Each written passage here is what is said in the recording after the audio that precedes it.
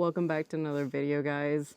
Today we wanted to talk to you about how to Revel 101, essentially. So if you are new here, my name's Whitney. My name's Amanda.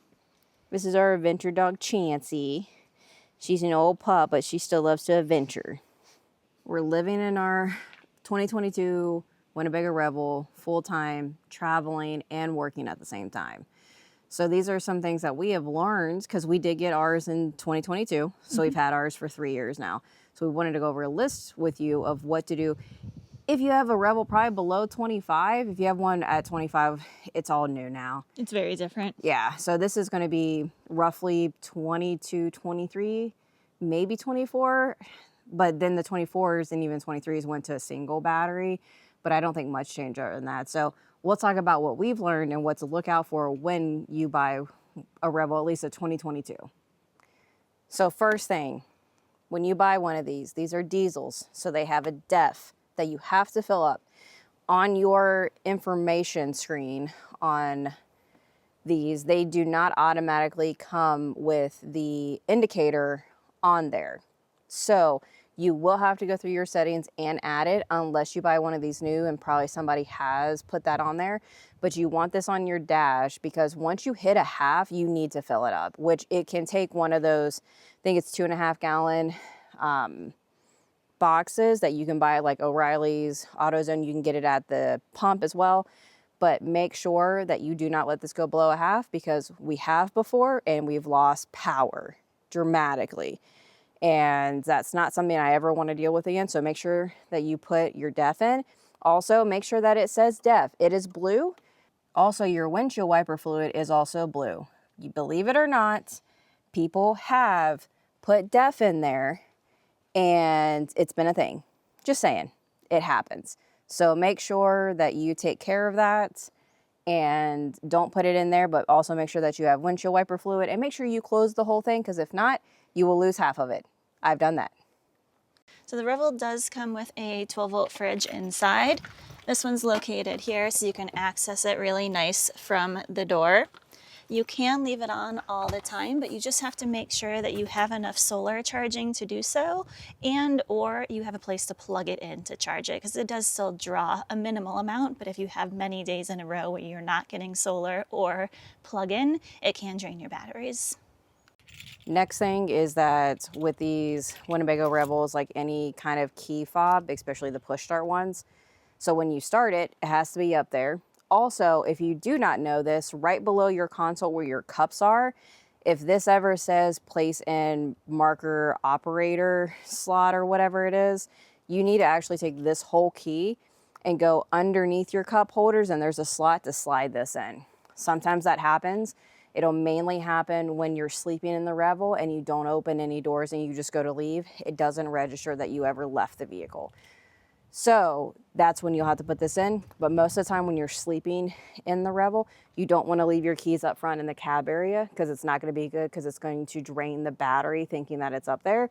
You actually want to move them probably back to where you're sleeping. So anywhere you can hang them, that's where you're going to want to put these, away from the actual cab area.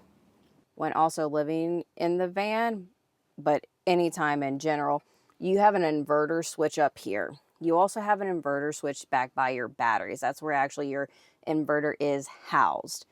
Both of these have a button on them. And to turn it on, when you get these things, make sure the button in the back on the actual inverter is turned off. So that way you can actually click this button up here to turn your inverter on for easy access. So one has to be off, and then the other one you can turn on and off, so that way it actually uses the inverter correctly. If you do have to bring your van in to get serviced, or if you're turning it off or storing it for the winter or whatever reason, when you turn the system off, make sure you also turn the solar off as well. We always do this before we bring it into any service, because we brought it in before and they did not do that for us. So we just make sure it's handled, then they just do their work. They don't have to worry about any of this craziness over here. Yeah. So what you'll want to do is you hold this button, turn off your batteries, and then the solar. It even says it too on here, but people don't care. They don't read. Well, if they're not working on the actual coach part and they're just doing regular service, they might not even think to do it. Yeah. Yeah. All right, a great topic for a lot of people that's super confusing sometimes is the Timberland heating system for your diesel heater, your electric, and your hot water. So there's a couple different icons. We have your electric system here. It's all touch screen. I'm not gonna really turn it on right now. So electric here, diesel burner is this one, and then your hot water is here. And then you can change your temperature. I don't think it's going to because I don't have anything on. You can change your temperature here. Ah, thank you. Good. So if you're wanting hot water, you can do either one of the two to turn on the heating system, and then you're going to hit the hot water icon as well. And then if you have the heat on, you want to make sure you turn that temperature all the way down. And then this one, if you want to do electric, you have to be plugged into shore power. Have to be, or you will kill your whole system. It drains it very quickly with any heating elements. Yeah. Another really important thing to know in any vehicle or home is to know where your fuses and your breakers are. So they're located right underneath the bench seat here. So they have a pop out, ours wasn't even closed, for all of the breakers. They do come all labeled, which is great. And then the fuses are right next door. They have a pop out panel here. And then the labeling is on the back of this for what each breaker, what each fuse does. If you lose 12-volt power, which we have before, and we've been stuck at a campground before and we've lost all powers. It was in one of our very first few videos we did.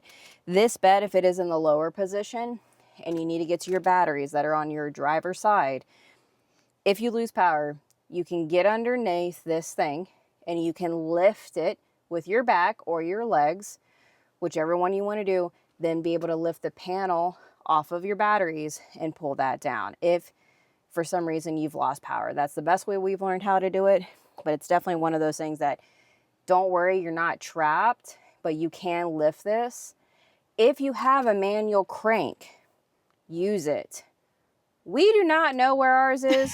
We don't even know if we actually got one.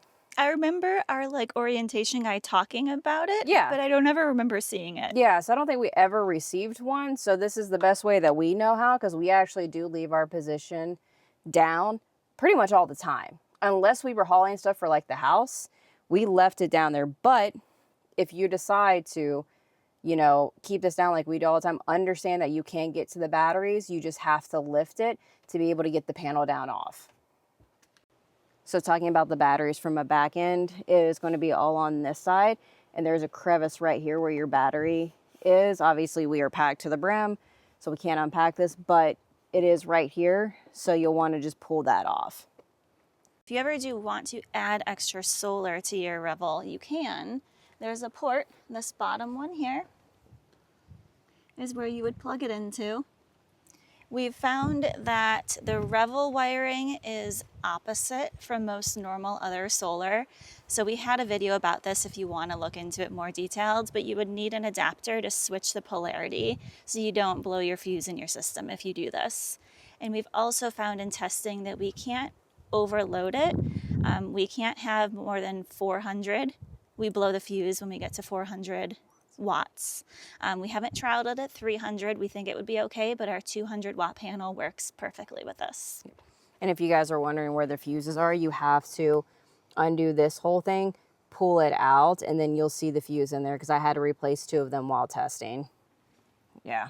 So, but this is our adapter is for the Jackery panels, these 2 right here. So we bought a splitter cable for this, but this works with our Jackery panels. If you want to know how to test the polarity of it, we have it in our other video that we can link down below or in the card thing if you want to do that. That wraps up pretty much everything that we've learned, like just a basic 101 on how to operate your Revel, what we've learned over the years, and kind of what we've learned from the forum on Facebook as well too. So if you guys have any questions, leave them down below. If you have anything that you want to know more about, or if you have questions about, we'll try to do the best that we can to answer those. And if you guys like this video, hit the subscribe button, thumbs up. We appreciate you guys watching. And until next time, we'll catch you later.